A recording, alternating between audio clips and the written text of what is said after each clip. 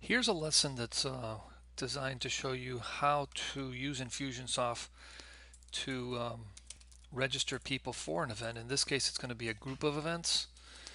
And we basically created a second site that goes along with the first site, and it attaches here under the events registration. This is intentionally designed to be as simple a site as possible. We don't want any menus. We don't want any footer menus. We just want to list out here, and we do so if we had multiple events. So that here's the first event, here's the next event, and they're shown in the order of the next event showing up.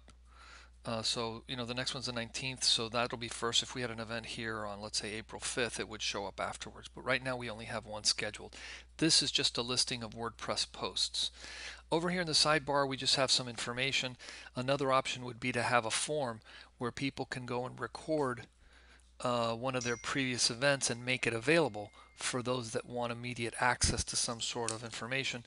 It's you use that as an opt-in. So that's another way to grab people who possibly cannot attend this one or don't want to. They can see a recording of it right here online. So we're going to log in here, and what we're going to be doing in addition to illustrating the campaign is also showing how do we add a third event on March 31st and update this Infusionsoft form so that it'll take 3 events. Just to show you, this is a form. We usually try to style these nicely in case people don't fill it out correctly. As you can see, we've already updated this to account for that. And we'll be going over exactly how we go about doing this.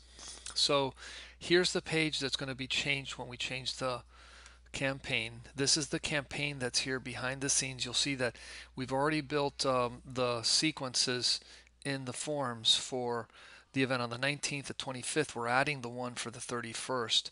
I'm going to illustrate updating this internal form, which the administrator can use here on the Infusionsoft side if they got a phone registration and they wanted to enter it manually into Infusionsoft without having to enter them in through this form right here.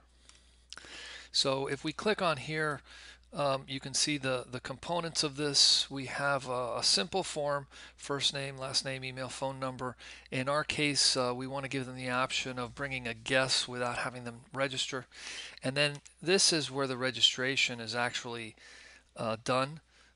When someone selects this radio button, we give them the tag 3/19/15 event registration. So this is the date. We do the same for the other one. And for the new event that we're adding to the site, we're adding this new event. I haven't added this tag to the events category yet, which is why it looks a little bit different. But that's the marker that tells us the person really is registered. We have a thank you page here, which just gives them a simple, we appreciate your registering. Please check your email for instructions you'll need to attend. So we are sending a confirmation that I'll show you in a moment. And then we send the email to 2 people. This is for us as the consultants just to see what's going on. This is the person who's actually going to handle the registration. And then we send a subject line that has, descriptive information. This will go out with an email that's going to share the information we collected on the web form with them. So the email will arrive with this information plus something telling them which event they registered. So that's the form. In order to update the form on the WordPress site, it's in the sidebar. So we're going to have to do 2 things. First of all, you'll see that this is an HTML radio button. There's nothing magical about it. It's just a radio button. So it's an input form, and you have one option which returns a value of 259. That's what specifies the first event, a 261 for the second event, and a 328 for the last one. So I'm going to leave this open here. I'm going to go over to this Terrio group site. I have a page open over here which goes to the appearance widgets page, and we have a sidebar that corresponds to that event. We named it exactly the same thing, so it's easy to know which one's which. So as you open in here, you go to the event registration, you'll see that we have something that looks a lot like the one in the in the code for the form. So here's the variable for the radio button. This is input field of type radio. And so we have one for March 19th. We have another one for March 25th down to here. So here's what I'm going to do. The easiest way to do it so that our formatting looks very nice is I'm going to copy that and I'm going to paste it. So I just created a third button. Let's make sure that that looks good. So I saved it. I'm going to do a refresh over here. And there you have it. So what we have to do now is change this label and then change it so that it gives us the same value from the form. So I'm going to go over here to the form. As you remember, it's value 328. So we want this to be the value that's sent to Infusionsoft if someone picks this radio button. That's the magic, I guess. So I'm going to go over here. We're going to go back down to this code that we just copy and pasted. Here's the 19th. Here's the 25th. Here's the 25th again. So I'm going to change this so that it says 31. That changes the label. And then I'm going to have to go over here and change the value to 328 so that it matches what Infusionsoft is going to be expecting. That's this 328 right here. So again, this is the input HTML form code for the radio button. This one has to be told that if someone clicks it, I want to return a 328 value. So over here we are returning for the 31st, even though it says, like, ignore this one right here doesn't matter. What does matter is the input form. This input needs to look like the one that Infusionsoft gave us. Don't worry about this ID, that doesn't do anything. This is what's important. So when I do the save here, now I can do a refresh and you'll see that now the website sees that form and now this matches correctly. Okay, so now let's get into the campaign itself. The next thing we want to do is we want to make sure that the internal form the administrator can use to register people works well. Right now it only has the first two events, so we're going to go in here and we're going to add one more. And this one we'll do a plus. We'll make this March 31st, 6 p.m. And then just like these other ones, we're going to select 3. This will be 331. I already have that created. So we're going to hit save. And now we have the administrative form doing the same thing that the form on the site does. Okay, this one really does do nothing. It's just a place to connect. A place to connect both of these forms,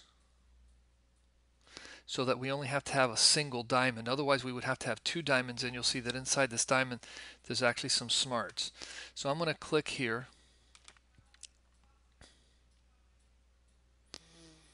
And what we want to do is say, hey, we need to send different confirmation emails and reminder sequences depending upon which of the 3 events they signed up for. So if that form or administrative form set this registered tag, we send them down that sign up route. If they signed up for the 25th because we see their tag that way, then we go down this path. And if they hit the 331, which is wrong, so this is we copy and pasted this from another place, so this will be 331. So this is the link that we had just built. So if they have that tag, that's the one you want to use. Now, just so that this is more complete, what I'm going to do is I'm going to open up a new tab over here, and it's just bugging me that that tag doesn't have a category, and I know I'll forget to go back and do that. So here's the tags. We just created the tag, so it'll be at the very top, but this tag here needs to be set to events.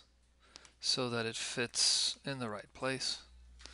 And now I can come back here, and if I check this diamond, you'll see that here and everywhere else that it appears, that one tag is now associated with the category. It'll be easier to find next time. So all of these do exactly the same thing. I'm going to go into this one and show you, but so what this does is it sends a very simple confirmation. The confirmation gives information specific to that event. So thank you for registering for a complimentary gourmet meal, the title, and then we give them the location information. This is the only thing that really changes. We have to make sure that people show up for the right date. So if I go here to this confirmation, we'll double click here. This message already says the 31st. We've done the copy. You'll see this is set to ready. That's what you need it to be set to. The reason it's gray like this, and a light gray, greenish gray like this means that it hasn't been published. We'll publish in just a moment. This dark gray means that it's still in draft mode. So we could never publish it if it's in draft mode. We'll go here to the next step. This has already been modified so that it's pretty much right. What changes in addition to the copy and the emails is the dates when the reminders go out. So I'm going to hit the draft there, but just so that you can compare for any one of these what we do, and gee, I can't move this. So this event is on the 25th, so we're sending reminders out the 25th, the 24th, the day before, and then the week before. So here we're doing the same thing. Here we're sending a message out. Yeah, I wish Infusionsoft would shrink this thing or get it out of the way. So there's the reminder, which is the morning of. We always want to send a morning of reminder because a lot of people will be getting ready to go to this event and they'll go, gosh, where is it? And instead of forcing them to search their email, it's much easier for them to go, oh yeah, I got that reminder in the morning. And it has all the information you want them to have, including the address, which is something that's important if you're trying to get to your event. So we send them a reminder the day before. The day of in the morning, we set this to go out at 8 in the morning. We have one go out the day before, and we have one go out 5-6 days before, the week before. So that part is completed.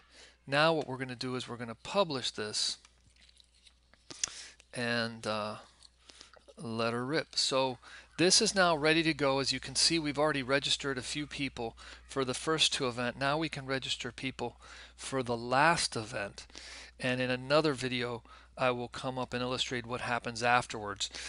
Afterwards, we put a wait in here that has people waiting until after the events have gone through. So in this one, I think the wait is till the 27th. We'll be adjusting that accordingly.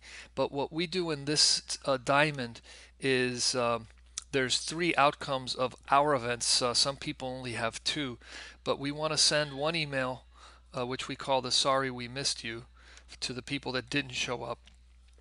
And then we have 2 flavors of email messages that we send as a follow-up when people do attend. Some that attend and make an appointment, some that attend and do not set an appointment, and these have different sequences. But we'll go into this in the next video. Hope this helps.